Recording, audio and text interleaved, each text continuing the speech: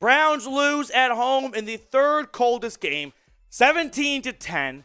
They blew a 10-0 lead, outscored 17-0 to close out the game, and this is a shitty way to go into the Christmas day, right? This sucks. Like, it was always going to be an ugly, low-scoring game with the weather, with the elements, but a lot of blame, and I think deservingly so, is going to go to Kevin Stefanski. And we'll go through some stats right now, but let's kind of start the show off by talking about our main man, Kevin Stefanski, right?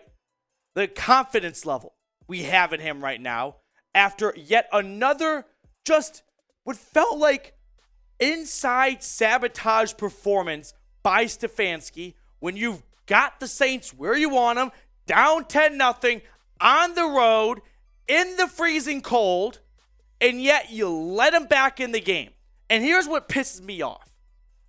It's not that the Browns blew a 10-0 lead, which does piss me off. But what really ticks me off even more is that this has been a reoccurring theme this season, right? The Jets, the Chargers, this week, other weeks. Scoring on the first drive in Cincinnati. But, yet again, it's something about this team. And I hate to blame the players, because I do think Stefanski takes a lot of blame for this, and we'll talk about Watson in a moment. But when they get punched in the mouth, I don't see a response. I don't see anyone on the sideline getting them ready to keep battling, to keep fighting. No, instead, they are just shell-shocked like it's the opening scene. It's so annoying, right? Like that this team continues to get punched in the face and have no response, and Saving Private Ryan opening scene, just no, what are we going to do about it right now? Let's get into some stats. I'm a little fired up right now if you couldn't tell. So I'm going to do my best to articulate this in the English language. But let's start with Deshaun Watson. Let's talk about number 4. He went 15-31, 135 yards. He had 1 rushing touchdown and 1 interception. He should have had at least 1 passing touchdown to Amari Cooper. Njoku at the end on 3rd and 10 probably should have caught it. Nevertheless, a lot of blame at the quarterback's going to happen when you go box score hunting and you go, he went 15 for 31, a $135 and a pick. Watson sucks. No, that's not the case today. It's not. It really isn't, okay? 1, he's playing in the 3rd coldest game in Cleveland Browns history. So while we armchair quarterback from our lovely heated homes, go outside and make that fit. And then kind of remember, that was not ideal conditions to play in. Now, he definitely has some missed throws. Missed DPJ on that 4th down with about 7 minutes to go. He definitely was not perfect today. But RELAX, settle down and relax on Watson is not going to be the guy. If you want to make that statement when it's September and it's perfect conditions and he bombs it. You know what I mean? Not in December on the 24th when it's got wind chill feeling like -25 outside. Just pick your battles. This is not the game to do it with Deshaun Watson. Was there room to be better? Yeah. But you know what? Kevin Stefanski, I think, deserves way more blame. Amari Cooper. 10 targets, 6 grabs. Like, it's tough because he had the bad drop in the back of the end zone in the first half. He had another bad drop in the 4th quarter. But he also was huge on back-to-back 3rd downs to keep the drive alive. Cooper has just been leaned on so heavily this year that the moment he's not human, I think we go, oh, this guy sucks. I'm sorry, yeah, the drops are not good. I'm not here to defend the drops. You have to catch that ball in the end zone. There's just no ifs, ands, nors, buts about it. But we cannot make the bar for complaining at someone one screw up. You know what I mean? We have not seen this be a pattern week after week, kind of like some other players who we have ragged on before. Nick Chubb next up on the show. 24 carries, 92 yards, a long of 19. This isn't even so much about Nick Chubb. It is tied to him. What are we still doing running the ball with Kareem Hunt? Please, someone tell me. Like, Nick Chubb and Kareem Hunt run behind the same offensive line. I don't think the offensive line kind of nudges each other when Hunt's in the backfield and go, all right, let's fuck this guy over. No.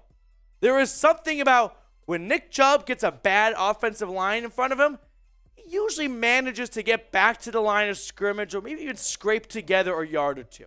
Sure, he's dropped for a loss time to time. But, like, with Kareem Hunt, though, I mean, Kareem Hunt, let me pull up the stats really quickly.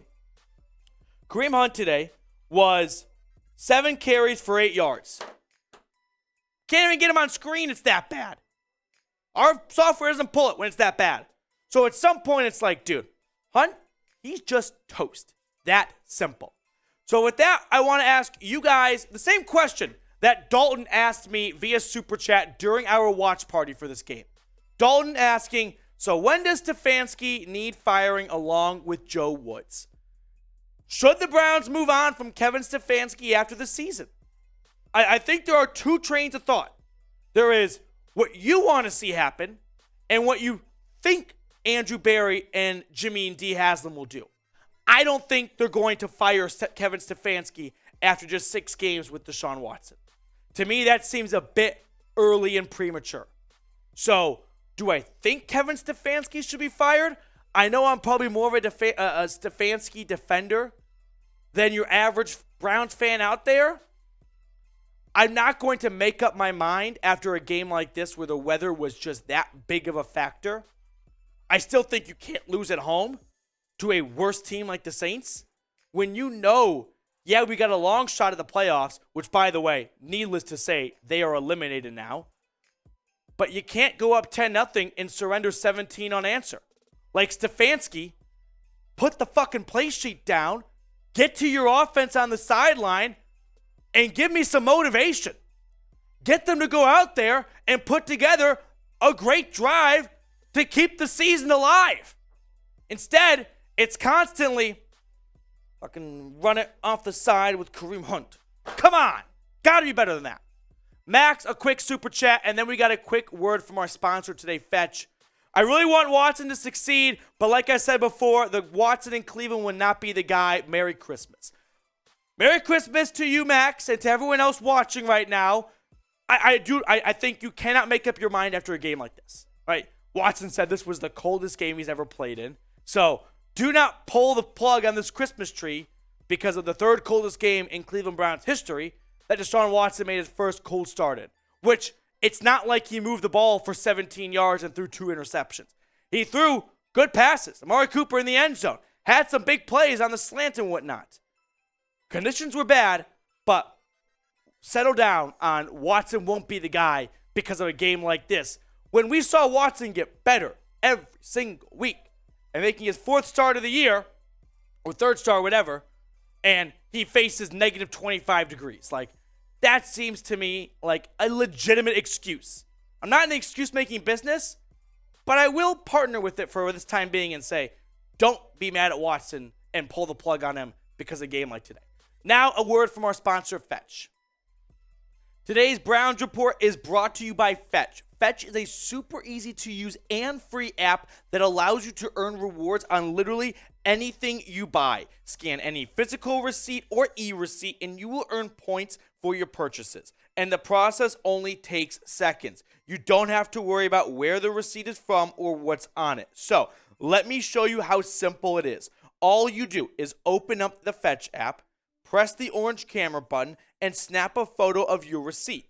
Then hit submit and you'll see that confetti pop showing you that you've earned more reward points. It's a simple process. You can also click the e-receipt function to get rewarded for your Amazon purchases or other online shopping by syncing your email account. You can then redeem those points for gift cards at Amazon, Starbucks, or any of the hundreds of retailers and restaurants available. Fetch is available on iPhone and Android. Now use our link, chatsports.com/fetch, and enter promo code CHAT at signup for 5,000 bonus points when you scan your first receipt. That's the equivalent of a free $5 gift card just to get started. It's a free app, and the 5,000 bonus points is only available for a limited time. So get started now. Chatsports.com/fetch and enter promo code CHAT. The link's in the comments and the description of today's show. Moving on with our post-game show, let's get to this super chat coming in from Max. Seems like Browns almost always lose whenever they start off with a 2-possession lead. Why? Max, I wish I had the golden ticket answer for you. Yes, they blew a 10-0 lead to the Chargers, right? They blew a lead to the Jets, and so on and so forth. Now, why? I have some answers. I think if I had the answer, I might be interviewing for a job right now with the Browns. But I think there's a decent amount of this team, this locker room, I sort of question the leadership in it. There seems to be an issue that when the going gets tough, I don't see the bounce back. I don't see the rah-rah speech on the sideline. It almost feels like they are just completely deflated like Tom Brady's footballs. And the moment their 10-0 lead goes away, they're like, we're screwed. Like, there is a human element. Yes, there's a fair amount of blame that has to go on Kevin Stefanski's play calling when he has a lead, right? He takes his foot off the gas. He lets the team come back in. He starts to play like Northwestern on a 11 a.m. game in Evanston, Illinois. He has a tendency to go to play not to lose. And if you play not to lose, you will lose, which has happened multiple times. But I also think you can't just only pin it on Stefanski. I think there's something about this locker room that for about 2 years now, we've all sort of questioned at times, who's the leader, right? Who is the leader of this locker room? Is it the quarterback? Last year, it really wasn't Baker, right? That locker room broke apart with the whole OBJ saga. This year, I think it's Myles Garrett. But I have to say, I think it is. It's not Nick Chubb. It's not Amari Cooper. Hopefully, Deshaun Watson grows into that role. Now, you can't just walk in and expect to be the leader from the day one, right? Like, you got to earn some love and some trust in the locker room. But I think there has to be a fair amount of blame that falls on the players. J.D. Shirk, next up on the show. I don't care about the playoffs. I just want a winning season. Yeah, I mean, the Browns have 3 Pro Bowl starters this year. And they're going to finish, at best, 8-9. That's pathetic. That's where you go to coaching staff and go, you got dealt a great hand. Not pocket aces, but at least a pair of face cards. As Mac Jones throws a Hail Mary, and it's incomplete. Watching Red Zone. But the coaching staff has to take some responsibility of, like, our issue right now. I mean, maybe the interior defensive line you can give a pass for, but even that's gotten a little bit better as the weeks have progressed. They have guys. They have dudes. But ultimately, the coaching staff is just not getting them into a position to be successful. And that is where you have to hope and believe this offseason, if Kevin Stefanski is retained, he can really nail down what this offense will look like with Deshaun Watson. Because I'll tell you this much. If 2023 rolls around and the Browns start off 0-2, I will do Kevin Stefanski replacements video like that. No hesitation. 0-2.